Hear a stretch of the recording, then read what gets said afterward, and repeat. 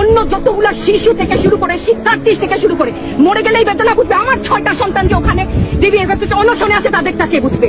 Bullet আপনি দেখেছেন বাবা মায়ের আর্তনাদ, অভিশাপ আসমান কাঁপে, আপনাদের কাঁপে না? তার কাঁপে না?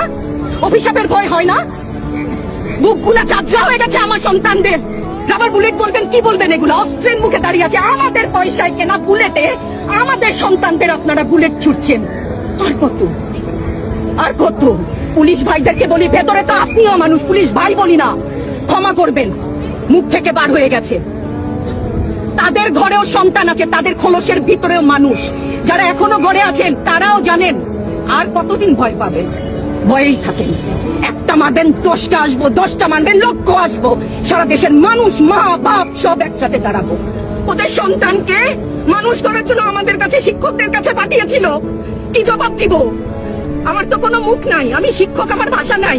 তাদের কাছে হাত জোড় করে মাপ চাই, নিরাপত্তা দিতে পারি নাই, নিরাপত্তা দিতে পারি নাই। মনে হয় রাস্তায় শহীদ হয়ে গেলে যদি এই লজ্জা আমার কিছুটা কাটে। ওদেরকে বলবার আমার কিছু নাই।